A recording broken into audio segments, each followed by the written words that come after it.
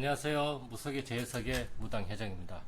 자, 오늘은 우리 정서에 가장 뿌리 깊게 박혀져 있는 한이라는 것에 대해서 조금 설명을 해드리려고 합니다.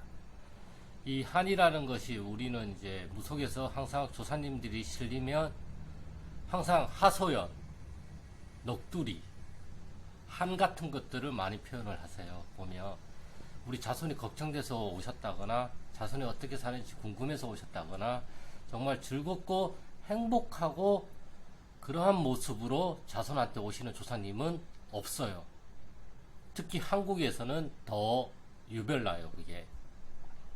그게 이제 우리가 왜 이렇게 한이라는 게 우리 대한민국 아니면 우리 무속에 이렇게 많이 뿌리 깊게 박혀 있냐. 이러한 것들은 우리가 이제 역사적으로 볼 때 중국의 지배를 많이 받았고 일제 식민지 시대를 거쳐왔고 그리고 6.25 전쟁으로 인해서 남북이 분리가 되는 그런 아픈 현실들을 많이 겪다 보니까 기본적인 정서가 한이에요. 이 한은 옛날 말로서는 이게 한이 설이고 한이 깊다라고 이야기를 많이 했지만 이거를 이제 조금 현대적으로 바꾸면 그게 이제 피해의식이에요.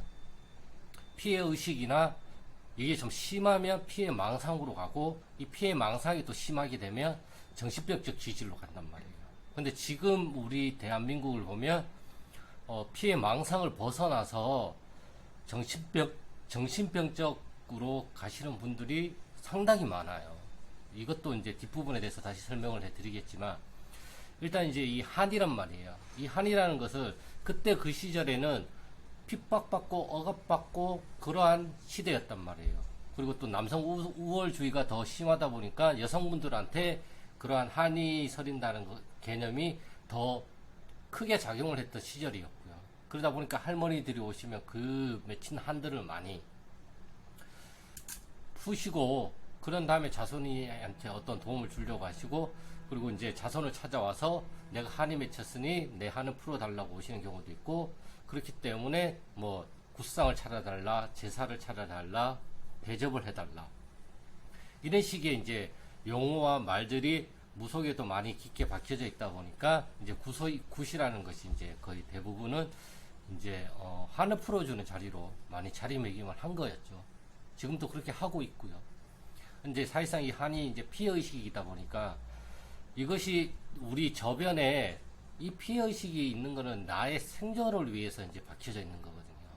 이게 진화적으로는 그렇게 되어 있어요. 이게 많은 이제 외국 서적의 번역들을 보면 그런 식으로 우리가 살기 위해서, 진화학적으로 살기 위해서, 생존을 하기 위해서 그런 것들이 일어날 수밖에 없었던 현실이었던 거고요. 그게 내 생존에 유리하다 보니까 그러한 쪽으로 발전이 됐단 말이에요. 근데 지금은 과학이 발달이 되고 문명이 발달이 되고 사회가 발달이 되다 보니까 그러한 위험에 노출이 되는 경우가 극히 드물어요. 자연재해가 그렇게 심하게 나는 것도 아니고 야생 동물들의 습격을 받아가지고 생명을 위협받는 일도 극히 드문 거예요. 지금은 우리가 교통사고 이러한 것들에 더 많은 위협을 받고 있는 거지 옛날 우리가 정말 조사님들이 위협을 받던 그런 생존에 대한 위협이 없잖아요. 먹을 게 없어요? 아니잖아요. 입을 게 없어요? 아니잖아요. 우리가 지금 우리가 지금 생각하는 고통은 옛날과 비교를 하자면 이건 고통이 아니죠. 어떤 면에서는. 물론 지금이 이거는 고통이죠. 지금 살고 있는 세상에서는 이게 고통이죠. 근데 이게 옛날로 거슬러 올라간다고 한다면 정말 먹고 살기 힘들고 그날 끼리를 걱정해야 될 시기였을 때는 우리가 지금 고통이라고 여기는 이러한 것들이 정말 고통이었을까요? 고통이 아니었단 말이에요.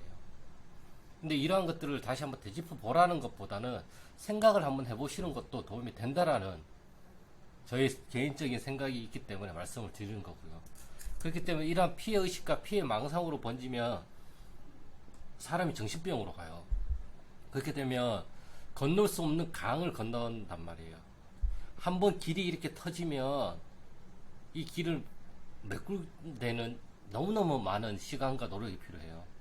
그게 우리가 쉽게 얘기하는 습관이잖아요. 습성이라고도 얘기를 하고 이게 뇌에 한번 회로가 이렇게 딱 열리면 막을 수가 없어요.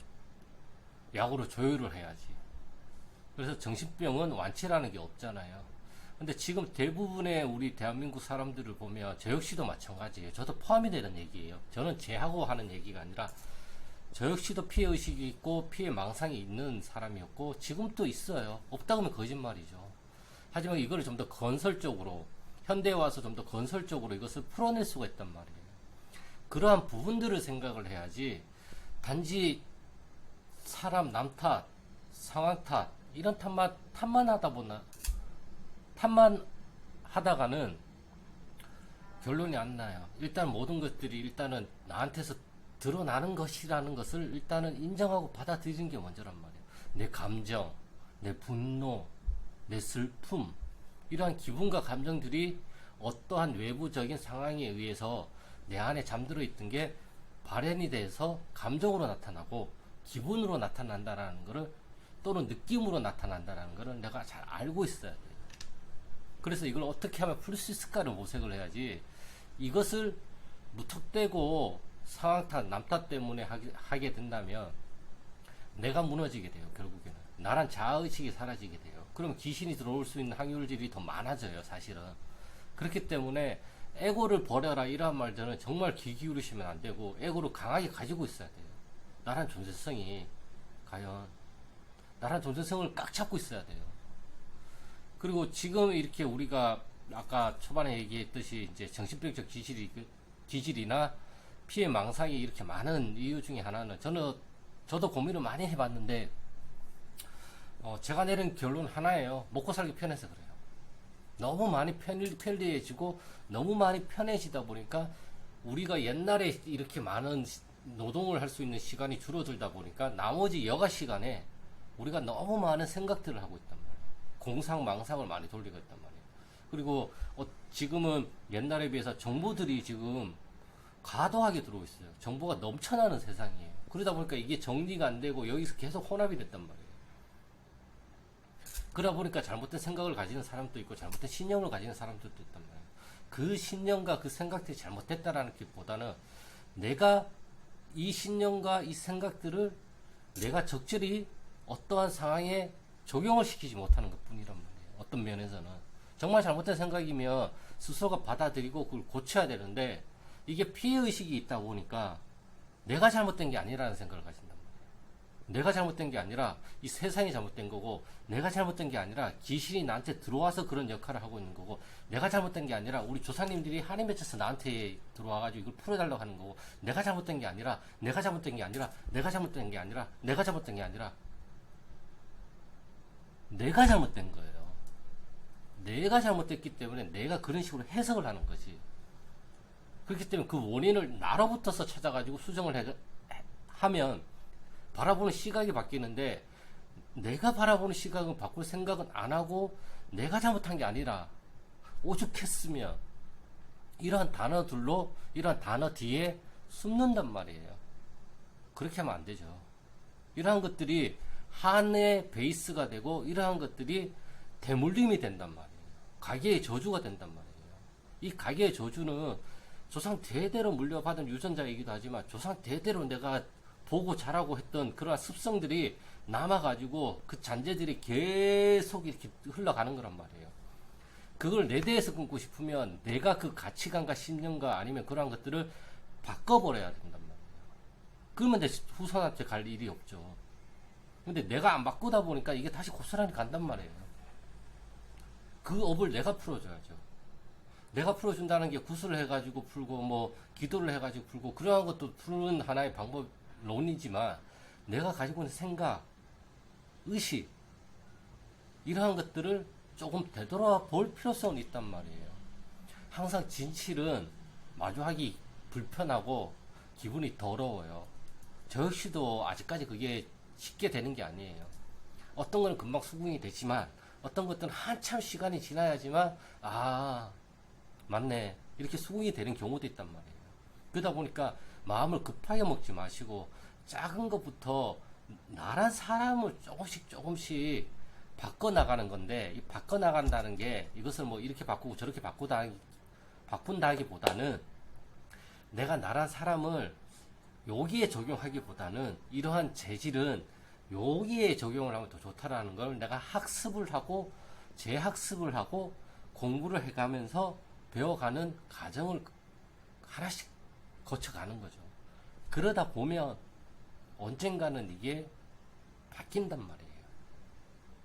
언젠간 바뀌어요. 그 언젠가가 내가 생각하는 언젠가가 될 수도 있고, 내가 생각하는 언젠가보다 더 먼 미래가 될 수도 있고, 내가 생각하는 언젠가보다 더 빠른 언젠가가 될 수도 있단 말이에요.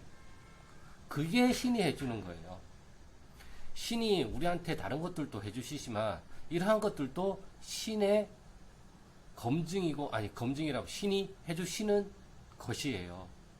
그러다 보니까 신이 막 초자연적인 어떠한 것들만 해준다는 생각을 버리시고, 신이 내 재능을 내가 이 삶을 살아가는 데에서 잘 펼칠 수 있게끔 좋은 환경을 만들어 주는 것도 신이 해주시는 역할인 거고, 그 좋은 환경을 찾을 수 있게끔 움직여야 되는 거는 나란 사람이 해야 되는 거란 말이에요. 그렇기 때문에 이 피해의식과 피해망상에 우리가 낚이면 안 돼요. 이러한 것들이 귀신이란 말이에요.